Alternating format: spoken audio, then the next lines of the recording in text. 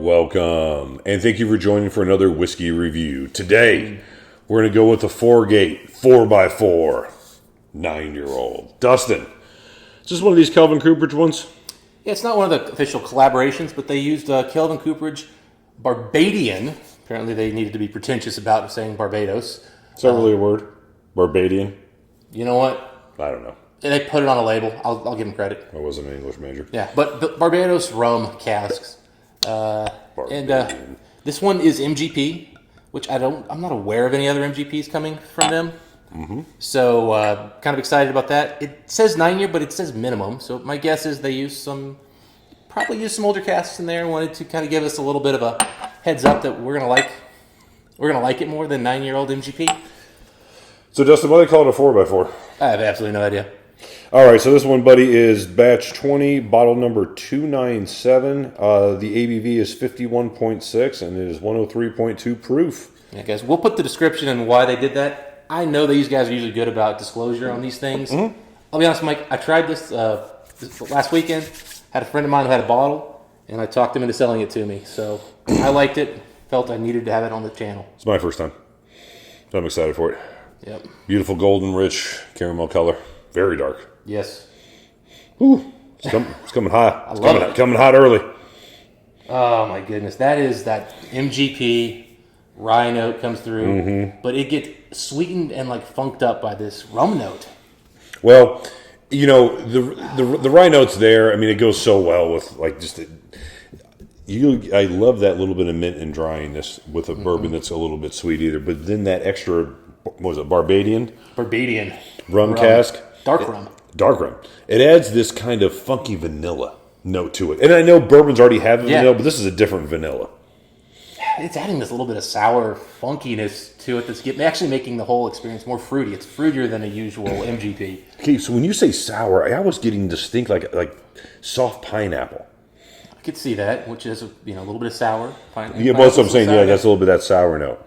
Well, sometimes when I think of sour, I think, maybe just in general sour, that's not a great note. But when it's pineapple, it's almost like Harry Buffalo. Actually, that sounds like a really good, caramel pineapple. Mm-hmm. With smoked with mint smoke, a little bit of a peppery spice, rye spice, rye bread, light tobacco. Oh, there's a lot of tobacco here even. The oak on the finish is not a clean oak, but it's a very it's interesting. It's almost like it's a little bit toasted. I'm wondering if potentially the rum cask was at one point a 4 square, and that's why it's 4x4. I don't know, and I'm sure there's copyright rules that might prevent them from disclosing that, but just a hint. There's like a tobacco candied vanilla, burnt rum with that vanilla note too. That's just maybe just the rum name, but I'm also starting to think of sugar cane a little bit, like the dark sugar cane. That's what it is. Dark rock candy. It's burnt brown sugar. When I was trying to like identify, I'm like, this is kind of like a weird, like it's a sugary smell, but it's a dark kind of flambéed smell. Yeah. A caramelized, like almost such a toasted oak note. Mm-hmm. Like this is not your usual bourbon oak smell at all. It's very toasty. Yeah, and even the oak note is very unique on this one. Man, all right, I'm gonna go in, Mike. The oak note almost has like sugar infused in it too. Mm-hmm. Man, wow, that is a 91, 92 on the nose. That's an excellent nose. It's an A for uniqueness for sure. Oh man, the palate. It's just the vanilla with that oak note is just. So I mean, palate, Mike, candy, rock candy, with this. It's mellowed the MGP, but it's spread out the rye, it's spread out the spice.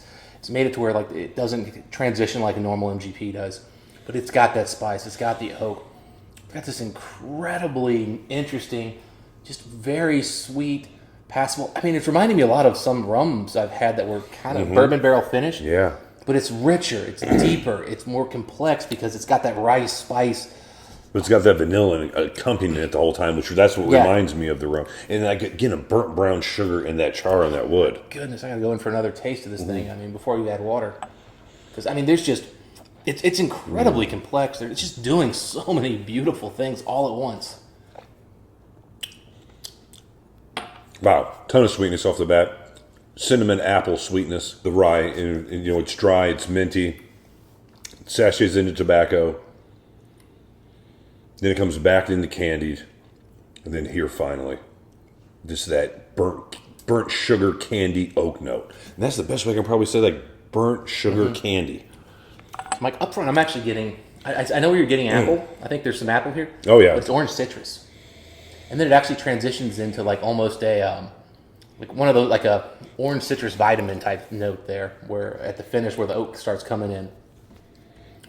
I mean, my whole mouth is just coated with spice, great feel. But I don't love rye whiskey that much, Mike. I appreciate it. We've brought one or two to the channel. We'll bring some more. But it's not one that I go to a lot.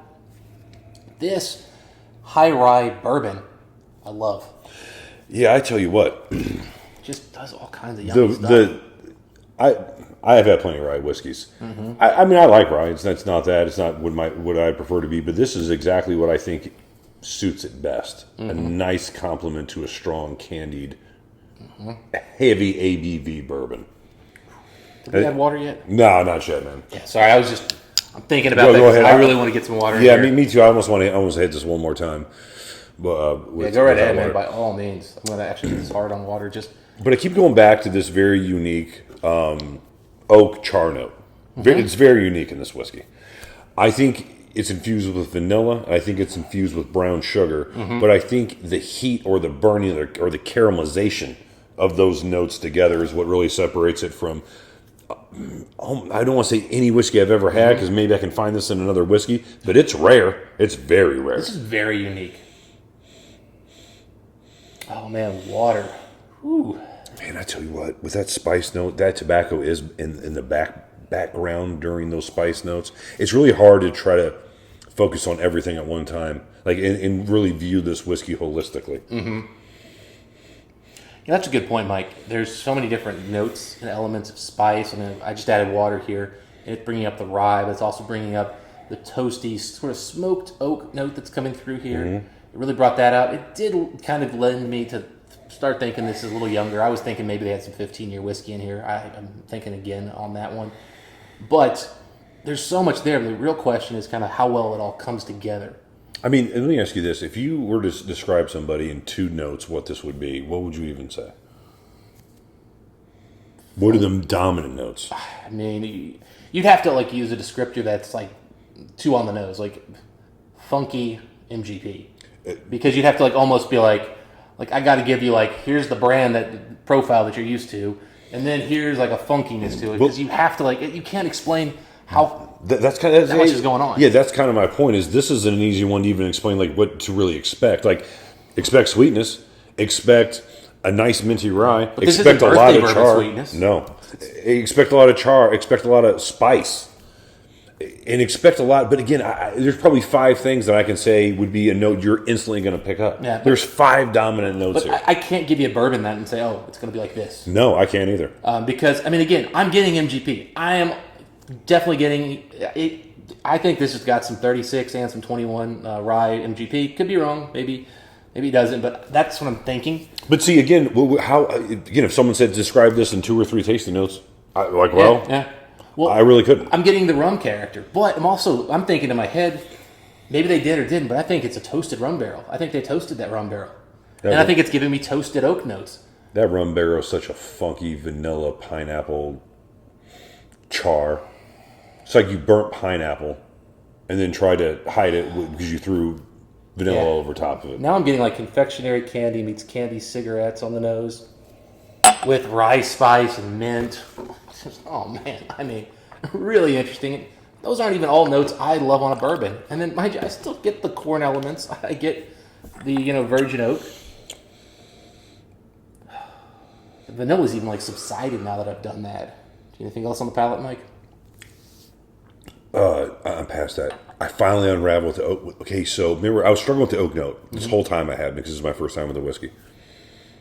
Wow. I've never got this on a bourbon oak note before. It is a similar to Lafroig cigarette ash oak note. Yeah. That's what it is. It's an oak note that reminds me of Lafroig cigarette ash. That's where I went to the candied cigarettes. I bring that up a lot with some of the peated whiskeys. Yeah. That's what it It's is. like that sweetness that I get there with oak. Yeah, I mean, it's not peat. It's not that ashiness, but it's that way the oak and the mint from the rye kind of comes together. I think it's giving it that. And then that. And you're right, the tobacco note, you're right. The tobacco note sashayed into straight cigarette smoke. Yeah, and then that, again, that toasted barrel. They have to have toasted the barrel. I don't know what the heck they did otherwise. I'm at a loss. Yeah, that's so unique for a bourbon. Citrusy, sour notes. I mean, But even the spice. even when you say citrus, it's not citrus like people are going to think when you say citrus. Remember what I said earlier? Burnt pineapple and water and vanilla's covering the whole thing, like trying to cover up a scene, a crime. I'm almost even getting a hint of like a lemon head. Not the outside shell of the lemon head, but the inside. But that's what I mean by it. It's a citrus that is pineapple or say lemon, but it is absolutely was left on the grill and forgotten about for 2 weeks, and it got charred 3 or 4 times. Like, yes, there is a citrus note, but that citrus note has been deconstructed and destroyed, and it is just the remnants laying around. Man, just candied. It is cigarette oak ash. And I don't know if you guys saw, but I killed this with water. And when I do that when I'm looking to bring a whiskey score down. You know, in other words, if I start thinking, I'm scoring this awfully high, let me add enough water to where I can really look for flaws. Because I brought this down to, almost like a not Ralphie level, but almost Ralphie level, just to try to get an idea. And, yeah, I mean, I'm just not finding any negative notes here, man. All right, buddy, I'm ready to write down my score. This is my overall whiskey score. Not a bourbon score. Not a bourbon score. I'm writing down my score. And as always, my friend, you are free to go. Yep. So, my personal enjoyment on this one's probably a point lower than my score. Reason being is I don't like rye spice as much as others might. It's a nice compliment here, But man. it's incredible. That's why this mic is getting a 90, which I rarely give to bourbon. As far as your overall score, Overall score, that is a whiskey score, not a bourbon score. Yep. This was bourbon score, I'd probably be 5 points higher. Yeah, for sure. No, I mean, I'm giving it an overall. This would be in the score. upper end of modern bourbon. Yeah, okay. All right, Dustin. So, as always, I'm glad I started writing it down. So I'm right here with you. I didn't think you'd go that high. You were saying the words for a 90, but I thought you'd, in the end, go down 1 point. No, I mean... I really did. I thought you were going to give it an 89. No, man. I mean, when I sat there and gathered... When I initially tasted, I was thinking 88. As I was going through it, kind of unraveling, I was thinking, this is a strong 89.